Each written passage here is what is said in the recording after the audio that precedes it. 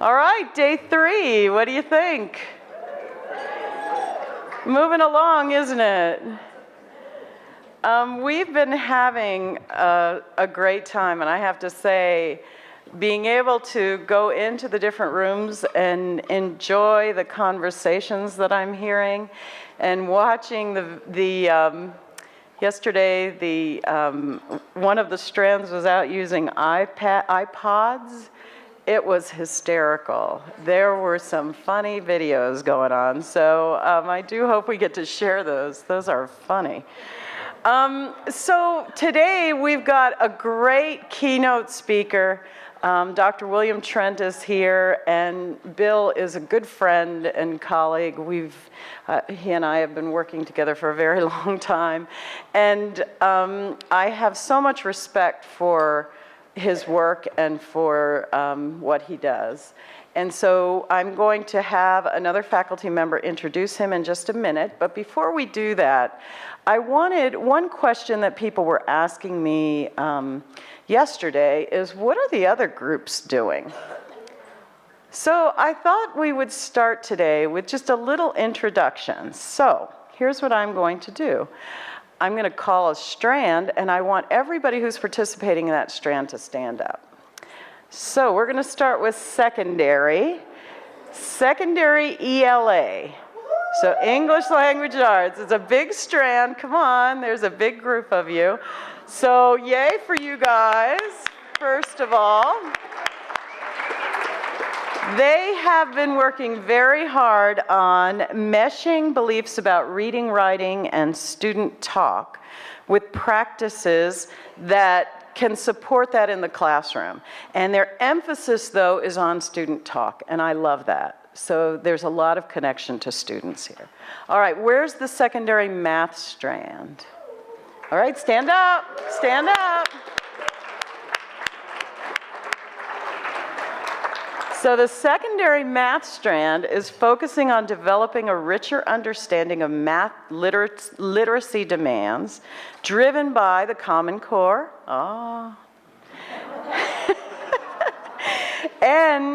But it's very nice because it's also driven by the needs of students in the classroom. So that's what we love, right? All right, how about secondary science strand? Where's the secondary science strand? There they are. Very nice. So the secondary science strand is focusing on scientific explanation, what it is and how to use it. Very good. All right, social studies. Where is social studies? Secondary social studies. Very good. So secondary social studies is focusing on building practices that support historical thinking, which is really good, and it's literacy rich, so that's a very nice emphasis.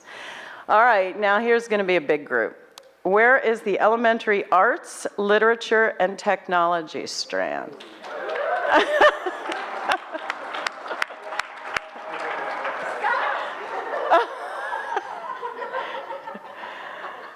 This is a little bit of an unruly group, I must say. They were having a lot of fun with the iPods yesterday, and they are looking at different perspectives on literacy and how to connect that with the arts and technology. So the lovely thing about that strand is we're starting to see a lot of integration, and that's great. And it's very, again, all of these strands are very student-driven. So for us at the center, that's such an important part of what we do. How about elementary math? Where's the elementary math group? All right. Elementary math, as you notice, is very inclusive, and they don't all sit at one table. So elementary math is very focused on developing a definition of fluency. What does fluency mean? And operationalizing that in the classroom. And again, very student focused. All right, so where is our early childhood group?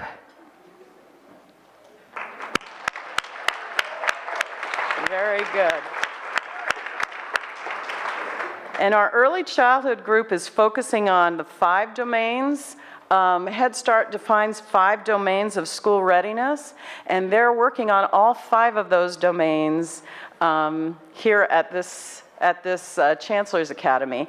And the cool thing about that is this is a group that works until 5 o'clock every day, I would just like to say.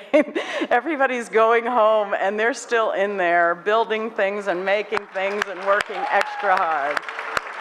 So we're so excited and pleased to have you with us this year.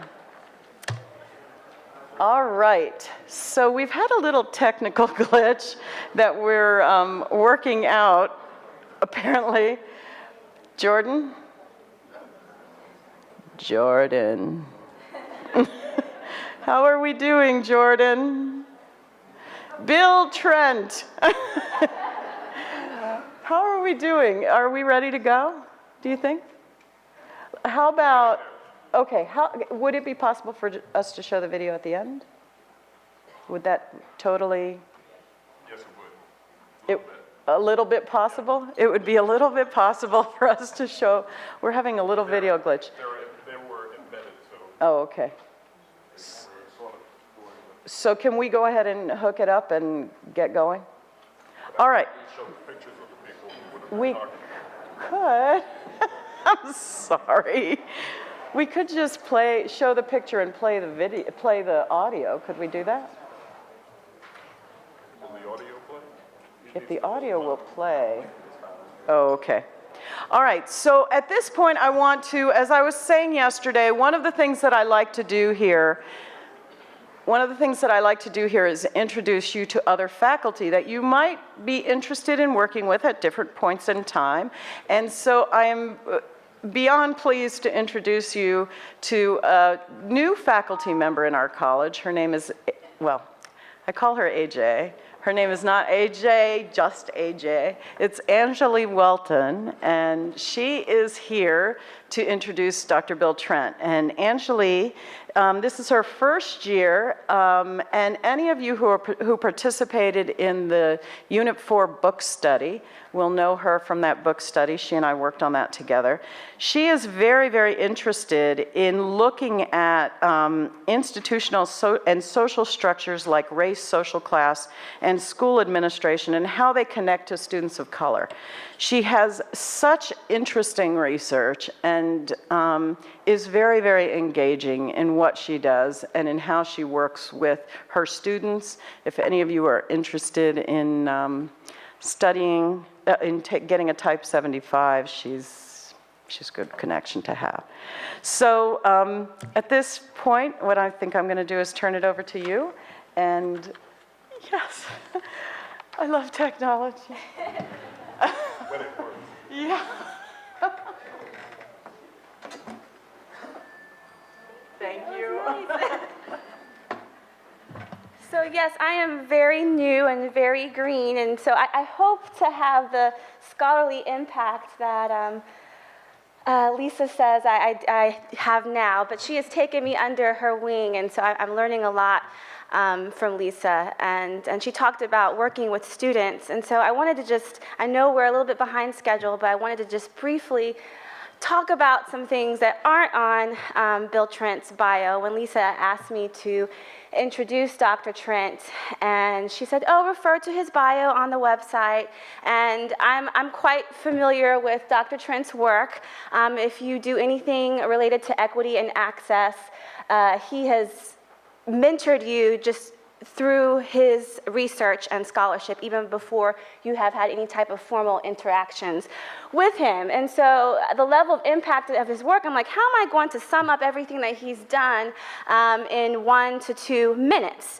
So looking at his bio, I noticed that there's something that is not on his bio. He's got his multiple $1 million National Science Foundation grants, his Fulbright fellowships, IES Fellows Program, Spencer Foundation, et cetera, but one thing that he does not have on his bio, and we can talk about this later about how to tweak your scholarly agenda, is his mentorship and the impact that he has had on scholars, not just here at the university, but nationally and internationally. Before I ever formally met Dr. Trent.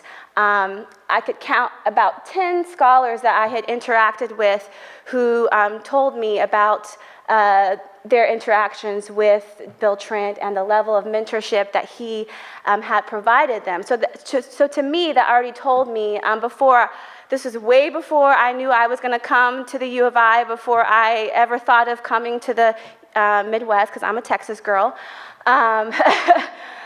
Just the degrees of separation of Bill Trent and his impact. I am very much so in reflective mode right now as a first-year assistant professor. I just finished and survived my first year, and I was thinking back to around this time when I found out that I was going to be able to come here, and talking to my close advisor from University of Texas at Austin about whether or not I should take the job. And I haven't told many people this, just 2 people this, and now I'm going to tell an audience of a couple of hundred this. But she told me, she said, I don't care what they offer you there, you must go, because the scholarly impact and mentorship and scholarly development that Bill Trent is known for, that's more valuable than anything that they can offer you there. So I'm hoping that there's no one here from the tenure decision committee or the pay raise committee that would hear that thinking that I would work for free. But that just goes to show the level of impact of his work and the mentorship that he provides to students. And he has these little sneaky ways of connecting you and putting you in positions where you would be seen or heard or known to other people, and also connecting me to students that he is mentoring himself. And I'm just astounded by the level of their work and rigor at the age of 22 in a doctoral program. And the fact that he has all the time to do this and to put out the level of scholarship that he does and still deeply care and be connected to students. So I must pinch myself, because I am living my scholarly dream, professional dream, to be a colleague of Dr. Trent. I know that this isn't reading his bio out in detail, but I thought it would be a nice way to introduce him and to just let you know that you are very privileged to have someone like Dr. Trent here in your own community. So with that being said, please help me welcome Dr. Trent.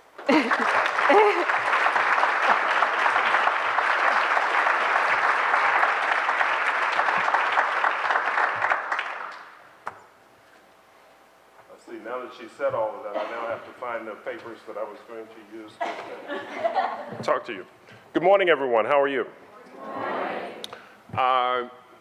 I shared a story with Lisa.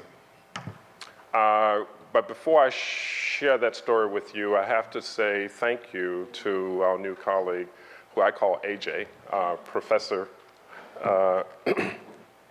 Welton, and apologize to her in public for having sent close to a half dozen students knock on her door. You should never do that to a junior faculty member. But they really do benefit greatly from her scholarship, from her openness, from her receptivity. I've been to 3 major meetings over the last 7 months, and without failure, someone from UT Austin has walked up to me and said, "You better be taking good care of AJ." And one, most recently, was one of her past doctoral students who has you high on her list of people that she misses most and wants to know of your well-being. So thank you for the introduction, and thank you for joining us, because you bring a great deal to the table for us, and we're very delighted to have you here. So I've been very blessed over the last 6 months. I got to go to do the commencement speech at my undergraduate school. I got to be inducted. This isn't self-lauding, please don't think so. I got to become an AERA fellow, and I also got to do a major lecture at AERA. But last evening, I received probably the greatest gift that a grandfather can get. This is coming up on Father's Day, and some of you in the room probably know this kid, but last night he shared with me an essay that he had to deliver in his Spanish class. And the essay assignment was that you had to pick someone that you would want to grow up to be like. My grandson picked me, and thank you.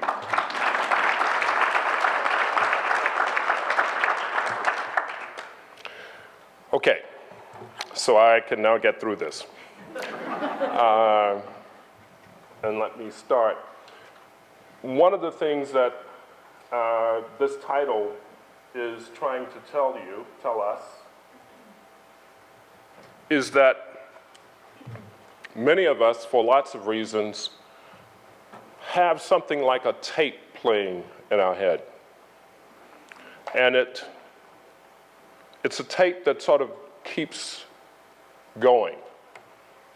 It's about our familiarities. It's about the things that we recognize. It's the tape that reduces the noise, lets us receive signals. It's our sense of what's normal, what's usual. And so that's what I'm going to talk about today. But what I'm going to actually do is to ask you to join me in working at changing our sense of normal. And the reason we want to change our sense of normal is reflected in some of the numbers. The state of Illinois is in the top 10 of the lowest performing states on the 2011 NAEP exam for black students. The gap is substantial. Those are the top 10 states, or top 12 states. And they outperform, black students in those states outperform black students in the state of Illinois substantially. These are the 50 worst cities in America for graduating black male students from high school. Chicago is number 44 in that list of 50. Some of those cities, and I gotta tell you that my hometown's on that list. I was stunned, because I always brag about my high school days, but things have changed. There are 3 or 4 different cities, large urban school districts in the state of Virginia that are on that top 50 list. We are doing better than Jefferson County, which is one of the sites, Louisville, which was in the 2007 Meredith case, which in the minds of many probably set Brown back substantially. So we're seeing schools resegregate at a rapid rate. And we're also ahead of Indianapolis, but just barely. This is for Chicago Public Schools, the Leaky student pipeline. 100 students in the 9th grade, 76 of that 100 will graduate from high school, 42 will enter college, close to the 44% that we saw on the earlier chart about graduation. 28 enroll in a two-year college. 20 will graduate within 6 years of program time. That's 1 out of 5 students. So this notion of normal that allows us not to be disturbed by those gaps in educational performance and attainment between black and white and Latino and white students, and those gaps are substantial, but they oftentimes seem impervious to our efforts to turn those gaps around.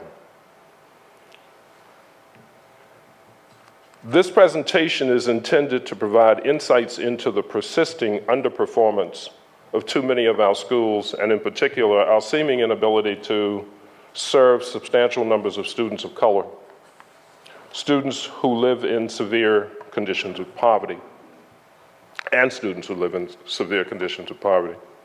The core of the presentation is on the apparent tolerance for or acceptance of these abnormally high levels of failure and or low performance in our schools.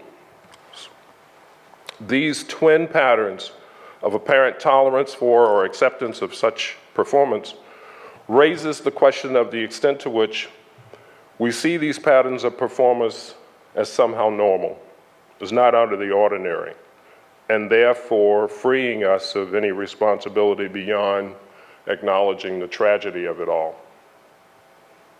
So, hence the title of my presentation. The first time I used that idea, Patricia Gandara, who works at the UCLA Civil Rights Project, was telling this story about attending a middle school graduation. And it was at a school that was very mixed. It was a well-desegregated school. Latino parents, Asian parents, white parents, African-American parents. And it was an awards program. And as the awards program went on, all of the academic awards continued to go to the white and Asian students. And the Black and Latino parents became increasingly restless. One of the teachers following the event said to Patricia, "I don't understand why they were so restless, so disturbed." So they sat through the entire evening and not one academic award went to a Black or Latino student. But they couldn't see anything wrong with that. It wasn't out of the ordinary for them. And so Patricia and I had this conversation about that's their sense of normal. It doesn't disturb them. It doesn't look out of focus. So we've been talking about how could we do some research that would help us illuminate this issue. And so I'm going to start by trying to talk about it. So in this presentation, I'm going to try to provide evidence that these patterns of low performance are indeed extraordinary and are in no sense normal. They are not now, nor have they ever been, normal. The existence of low and poor performance and failure among these categories of students is indeed well documented and occurs in virtually every urban and many non-urban spaces. And they have a long history. This generality, however, must not be taken as evidence of the normalcy of these patterns of unacceptable performance. In all of these places where we find such patterns of underperformance and low performance, we also find a very powerful set of probable causes and strong correlates. Among these probable causes and strong correlates are a perfect storm of underfunding, segregation, high poverty, low levels of community educational capital with historical underpinnings, learned distrust resulting from a history of failed public services, including schools, and a distorted understanding of the students and families needing and deserving of better quality education. So our challenge is to find the strategies that will enable us to dislodge the conceptions of the normal that allows these patterns of performance to persist. It must become unsettling for us to see these levels of failure in the classroom and schools where we work. It is urgently necessary for us to be busy developing a new normal. Central to this effort of developing a new normal, I suggest, is engagement. And the research is there to support it. It is the engaging school. It's an NRC report that was done 2010. It's free download, folks, when you go to the National Academy Press site. I'll send these to Lisa so that everybody can have access to it.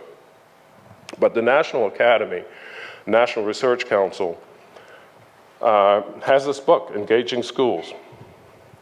It is the engaging school that takes children from poor families and neighborhoods and opens their hearts and minds to new and different possibilities. I was one of those kids, growing up relatively poor. We lived on the first floor of a house. We paid about $49 a month rent. This is dating me, I understand that. But here's some of the things I remember about my school from kindergarten. The teacher had one of those cardboard things. There may be one or two people in here who will recognize that. I won't look at them so they don't want to identify them. Every kid's name was on that board. They checked our fingernails, they touched us. Checked fingernails, ears, all of those cleanliness and good habits things. And a lot of that we did in the African American community because the charges were that those were challenges for us. Despite the fact that our mothers were domestics, our mothers nursed and took care of white children and then came home and took care of us. But the schools touched us, every kid. Kids who lived in projects, kids who lived in housing in worse condition than mine, as well as those kids whose parents were professionals. Every kid got touched. It's probably against the law to do that today. There's an interesting article by Gerald Grant. It's called The Character of Education, or The Education of Character. I used to use it in my 420 course all the time. He talks about the 1972 law that pretty much ruled out a lot of ways in which we could touch children, and that's the FOIA law. It also increased the protections that kids have, but it didn't restore a way for us to be able to teach responsibility to the kids. I recommend the article because it's a good read. It is the engaged school that restores trust in children and parents who have a long history of disappointment and frustration with public education.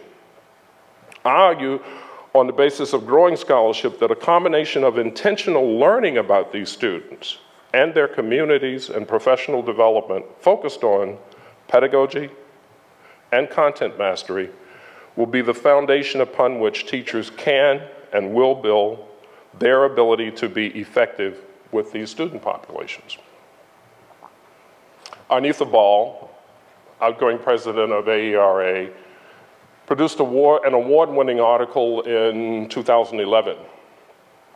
The article is about her research in South Africa, where she taught teachers how to become students of their communities, of the communities where her students, where those teachers worked, where those students came from. It is an excellent piece that talks about how teachers can grow in their understanding of students that they work with.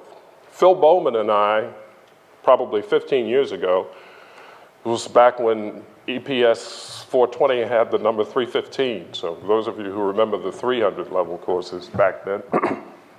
Well, what we did was to turn the teachers in summer class into sort of mini researchers. We had them go out and compare the different neighborhoods that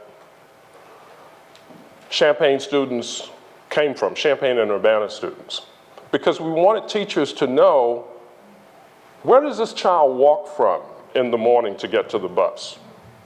What do they have to walk through? Are there differences between where kids coming out of the area at 4th and Bradley, is that walk different than the walk on Cherry Hill Drive? How different? Why is it different? What's different about it? Is it likely that parents are more concerned about their kids taking that walk? So the teachers had to address all of those questions and take notes and bring it back and share it with their classmates. And it was interesting because many of the teachers had never been to Market Street in Bradley and didn't have a clue about what those social origins of those kids looked like, where they played in the afternoon. I used to use the example, imagine if you're trying to teach math, the hypotenuse, okay, in the right triangle. Imagine if you can tell one of those kids that if you stand at 4th and Bradley and the telephone pole that's right on the corner next to the J&J Fish Place, think of that as one leg of the triangle. Draw a diagonal across the street to the church steps, and then draw an imaginary line from the bottom of the church steps to the top of that telephone pole. That's what you've got. Because we have tangible knowledge of that community, some of the things we want to instruct kids about become more accessible both to us and to them.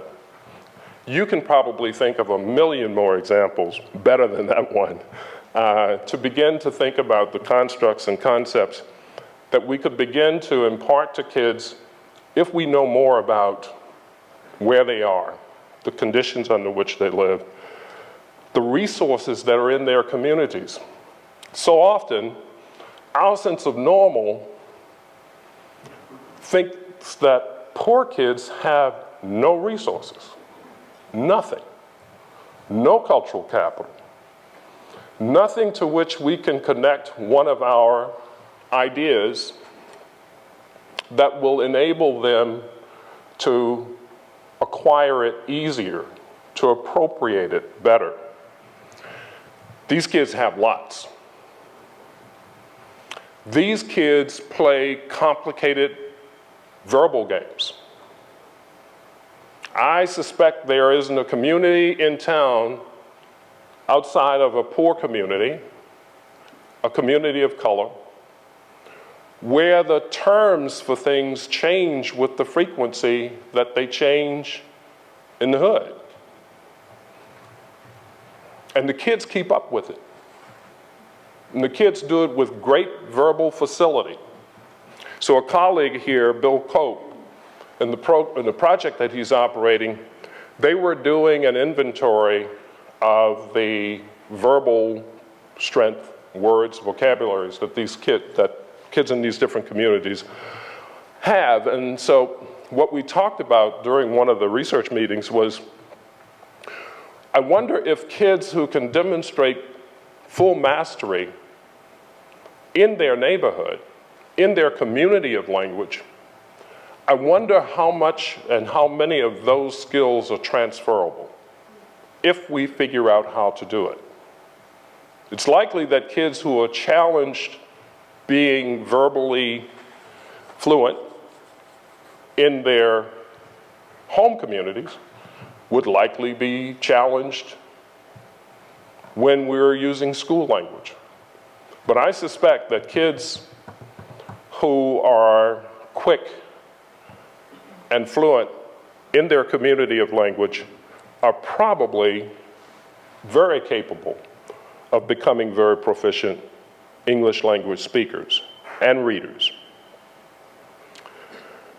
But I argue that we have to acquire the ability and the understanding to begin to train ourselves that we can become efficacious in those kinds of schools, in those kinds of classrooms. I was a part of the Kansas City court case, and they had done a survey of teachers. And in the survey of teachers, they had these teacher efficacy items. And in the beginning of the case hinged on teachers' perceptions of their inability and schools' perceptions of their inability to be able to fully educate or educate well the black students in Kansas City. So here was a 1990s survey. And I got in a lot of trouble with the teachers union about this, because what I did was to take the scores of teachers on that survey and created an index for each school. So we had sort of the average teacher efficacy score for each school, elementary through high school. And what was interesting was the strength of the correlation between the racial composition of the school and teacher efficacy for that school. It wasn't a straight line at the elementary level, but at the middle school level and high school level, it was substantial. Kids who were assessed in the schools where teachers had the lowest sense of efficacy scored on average 10 to 15 percentage points lower than their peers in schools where teachers had a higher sense of efficacy. Questions like, I think I can do well with the kids in this school. So we can assess our schools. We can self-assess to get a sense of our colleagues who need our help in gaining a better sense of their ability to be effective.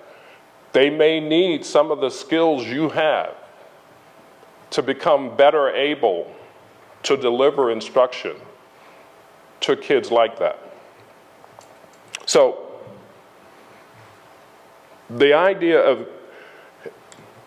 of that kind of acquisition of mastery was at the core of the article that I did for Teachers College Press, where I talked about the importance of multicultural education in the preparation of teachers.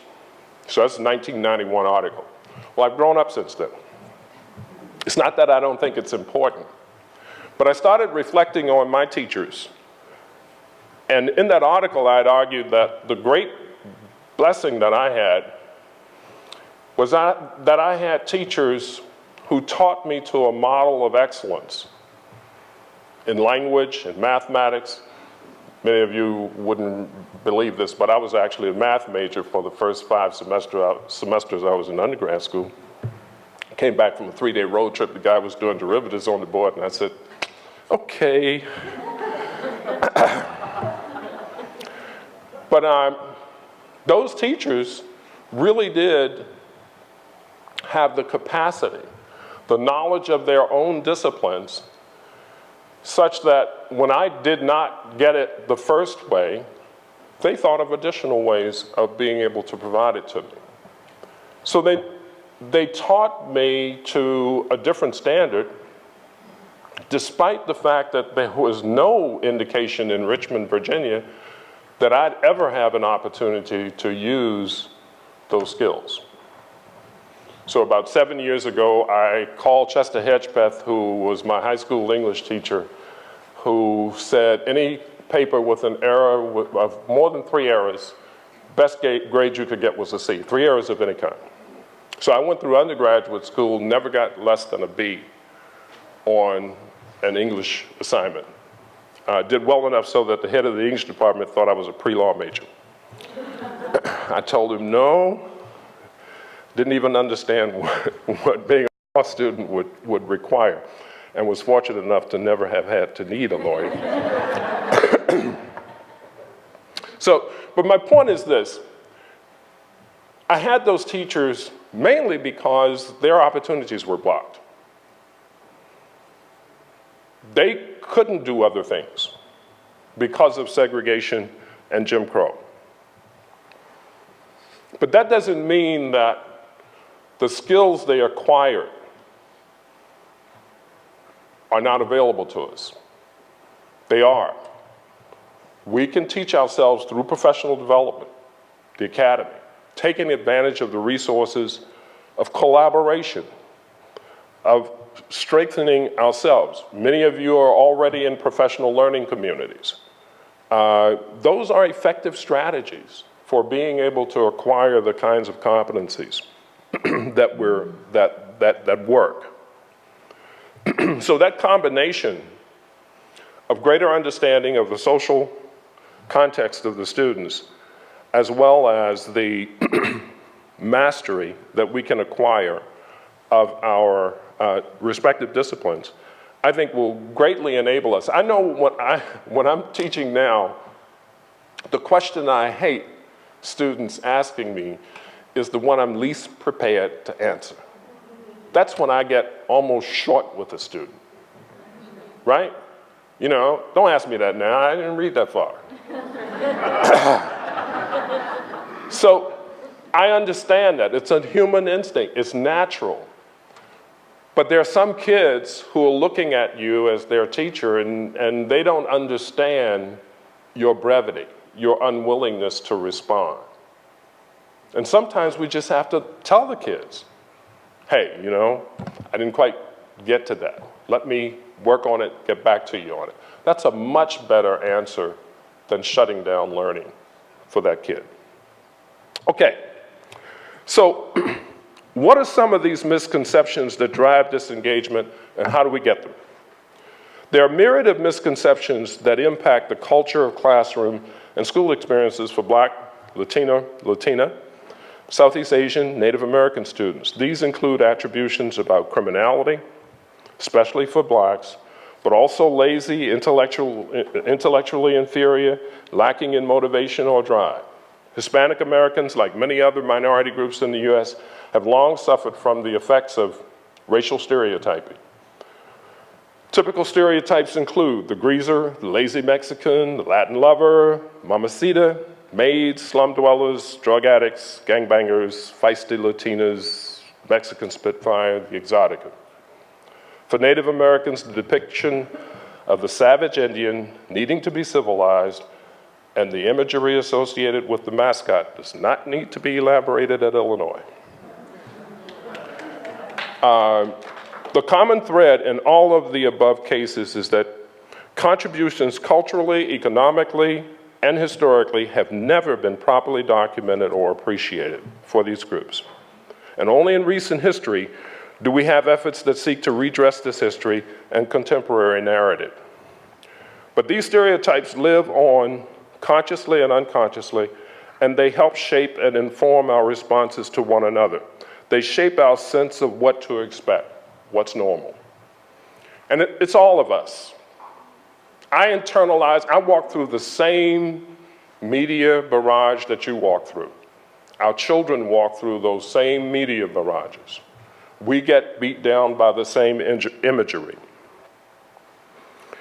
So we have to be appreciative of that, because there are Black students who are internalizing some of these pieces also. There are Native American students, there are Latino students, there are Latina women. We still have had to shut down sororities on this campus within the past year and on other major campuses. Affluent students having ethnic theme parties at the expense of these communities. So, what are the sources of the continued fueling of these images and misconceptions? In their 2012 report, the Opportunity Agenda reports that there is a causal link between media and public attitudes. Focusing on Black males, their study reports that the media in its various forms plays a central role in the perpetuation of discriminatory imagery. The reason so much attention is devoted to media representation is that the collective images of Blacks and Black males has important effects. Many researchers discuss how distorted portrayals can be expected to contribute problematic understandings and attitudes among audiences, including general antagonism towards Black males, exaggerated views of, expectations of, and tolerance for race-based socioeconomic disparities, exaggerated views related to criminality and violence, lack of identification with or sympathy for Black males, reduced attention to structural and other big picture factors, public support for punitive approaches to the problem. 3 strikes rule. Importantly, the study emphasizes the following. Media images have the greatest impact on perceptions when viewers have less real-world experience with the topic. In other words, the media world can be mistaken for the real world unless audiences have sufficient personal experiences to counteract its effects. Okay, sorry. All right, The practical consequences are, as you might guess, can be very limiting and severe for these different communities. Recent shooting of Trayvon Martin being a case example. So the combination of the impact of these, the very real structural barriers and the erosion of trust can conspire to produce students who disengage from school and also provide some adults in the school with unproven but impactful explanations for the patterns of failure that we see. So 25 years ago, Steve Tozer and I started a project. And I'm going to try to pull these up. I'm going to ask you to come help me get those back on the screen. Because there are a couple of voices that I want you to hear. Let's try number one.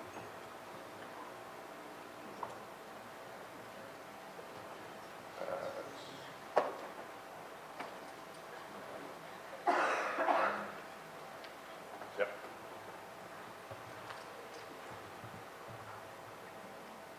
The teachers look at you and they'll think you're rugged for some reason. I don't know why. They think that you're some guy that potentially can hurt them or something.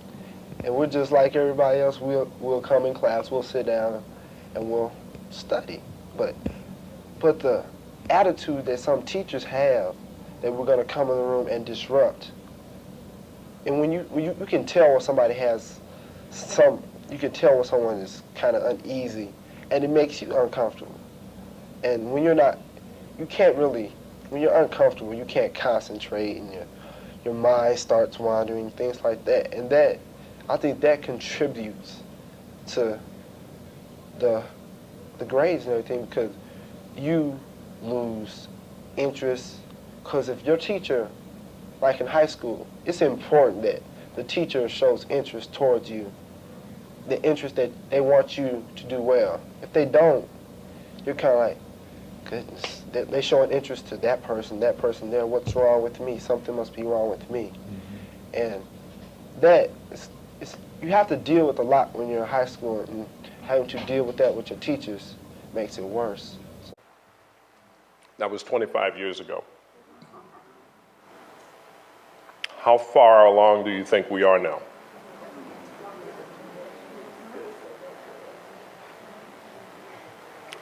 That's the scary part, that we still have kids who could make that same series of statements today. I'm not going to play some of the other clips. The kid's mother is on there, and when we talk about the disparities between black and white, Latino and white students, when we look at the punishment in school, suspensions, she very eloquently says, from what I've seen, they have rules for some and they have rules for others. And that's the trust factor. That's what we're contending with. We have parents who have learned not to trust. They would love to trust the school.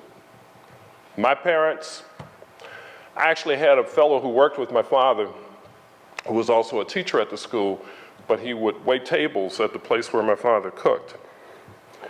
And he told my father that he had seen me 11 blocks in the opposite direction from my school. Now, I never cut school. I have never in my life cut school. Undergrad, grade school, none of that. Loved school. Once I found out they had hot water and raw water at school, I went out for every sport they had.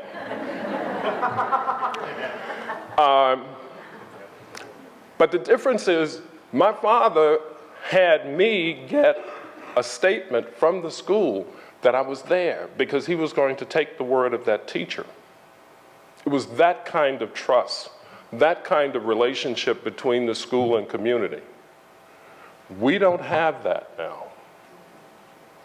We don't have that relationship with the respective communities. So, skipping the other videos, and there are some very good ones in there. There's a teacher, a white female teacher, who says, what would have made her stronger, what would have made her better able, would be if she had had more experience more interaction, more contact with difference. Illinois is one of the most segregated K-12 systems in all of the 50 states. And with charter schools, it's increasing. We need to be aware of that because your colleagues will increasingly be coming from pretty much homogeneous schools in most instances. We have to be very concerned about that because it doubles the responsibility of the university in teacher preparation to try to provide a set of experiences that are different. So we have to think through that. So what are you going to do? All that depressing news, right? What are you going to do about it? We're going to talk about 5 things. The first one is engagement. We're going to look for ways to better engage, especially with the students. How do we do that? Many of you are in buildings where you're experimenting with formative assessment. One of the most powerful ways of engaging with kids is to give them feedback on their work, especially an opportunity to develop, to get better at it. We're going to look for other opportunities for engagement. One of the great fortunes I had when I spent time at Johns Hopkins University was I worked in the same building with Bob Slavin. At the time, that was back in the early 80s, and we were talking about cooperative student team learning, where the teacher was a facilitator of collaborative learning among students, and it was mixed ability groups. So the differences in ability within the group, with students helping one another and teacher as facilitator, really the evidence was there. It's called Success for All now, all grown up. It's, on steroids, right? But we're going to look for opportunities for engagement. So the likelihood that students, this is from the book, Engaged Schools. The likelihood that students will be motivated and engaged is increased to the extent that their teachers, family, and friends effectively support their purposeful involvement in learning in school. The focus on engagement calls attention to the connection between a learner and the social context in which learning takes place. Engaging schools promote a sense of belonging by personalizing instruction, showing an interest in students' lives, and creating a supportive, caring, social environment. The teachers are the least qualified and the buildings are the most dilapidated in the schools that are least engaging. The curriculum and teaching often are unresponsive to the needs and interests of the students, especially students of color, English language learners, and students from high poverty neighborhoods, or those who entered high school with weak skills. We need to continue to work on policies that dismantle those. So, a second, developing school and classroom communities. We don't do enough of that. Connecting the school with the local community. Joyce Epstein has done this work for years, school and home relations. Joyce Epstein, over the last 5 years, has been taking her work into the homes of students as early as the 6th grade, because the knowledge required for students and their families to be effective consumers, if they're going to go on to college, is knowledge that they need to have in middle school. It's almost too late, especially as we push things like entry-level algebra back down to the 8th grade.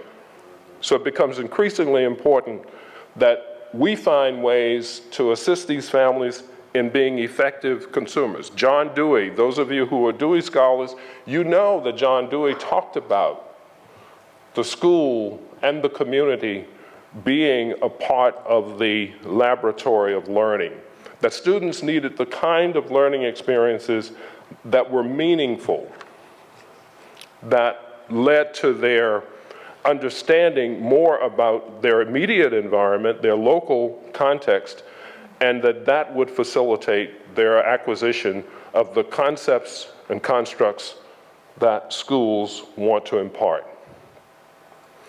We need to integrate knowledge-centered and learner-centered approaches. This is from How Students Learn, another National Research Council report, which is also free. And you can go and download it from the same website. What does it mean? It's student-centered, it's learner-centered. That kind of focus communicates what that kid talked about, that there is an investment in him, that the teacher is committed to him, that the teacher is committed to his learning and development. The knowledge-centered aspect is what I had to struggle with. I kept thinking about the kind of investment and commitment my teachers showed towards me, and then I had to think about how much knowledge they actually had. Mrs. Harrington, who taught the advanced math course, finished teaching us at the high school and walked down the street to Virginia Union to teach college students.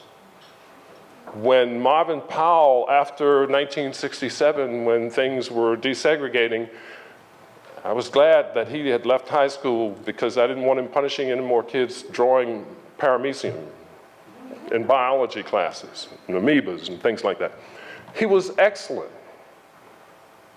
But those were the caliber of people. So that kind of knowledge is extremely important in concert with the focus on the student and the focus on the student's growth and development. Developing trust between the adults and the students in the classroom, the school, and the home. Many of us teach in silos. We close our door, we have no colleagues. We go home, we have no colleagues. We need to take advantage of one another's knowledge. And we need to learn to trust one another.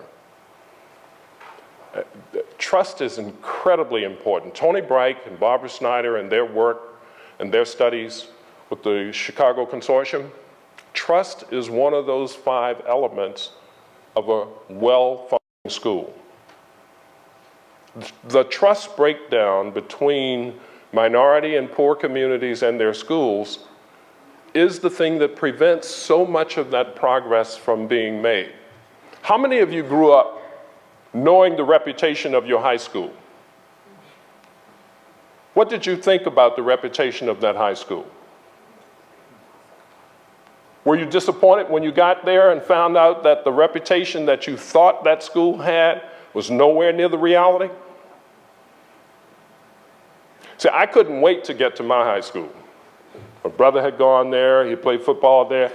I was in love with my high school. Unfortunately, when I got there, the things they said about my high school were still true. The teachers taught, teachers worked, teachers invested in the students, and we did well. We had, back at the time, we had a graduating class of 327 kids. That all-black class had something north of $400,000 in scholarship awarded to us. The jazz band teacher played electric violin for Ahmad Jamal. Those are some of the caliber of folk we had. And there was a kid named Arthur Ashe who went there the year before, something like that. But we had trust. We had trust. I've worked in desegregation cases where the impasse was really about trust. Parents not trusting to put their kids in AP courses because they couldn't trust that the support would be there for their children. One of the things we need to do in order to develop these engaged schools with a higher sense of trust that communicates an investment in the kids, a lot of schools that have been successful at this are schools that have made the college-bound curriculum the default curriculum. Okay. Smart and effective use of data. You couldn't expect a researcher to stand up here and never mention data. But it's student-centered data. It's learner-centered data. It's data that helps you understand what you can do better in order to be able to facilitate the growth of the student.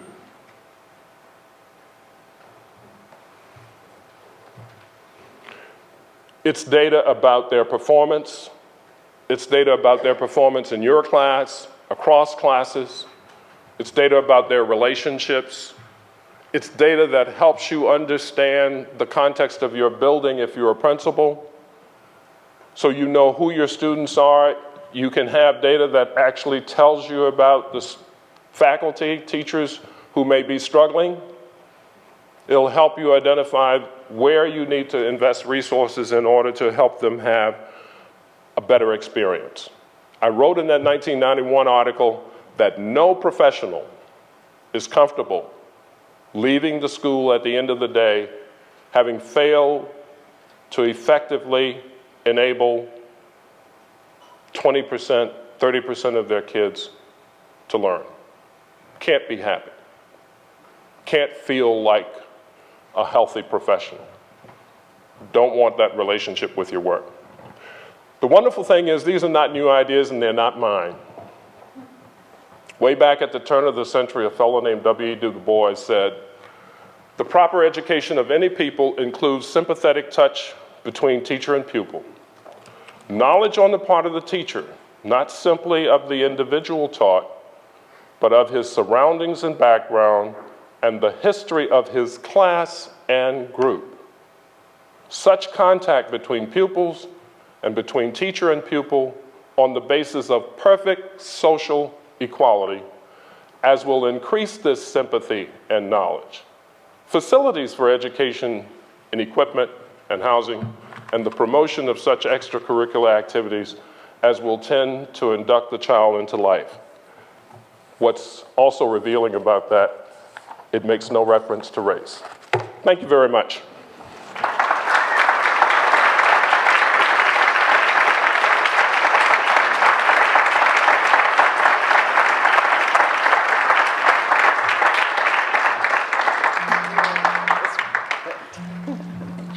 That was perfect. So now you know why I love Bill Trent.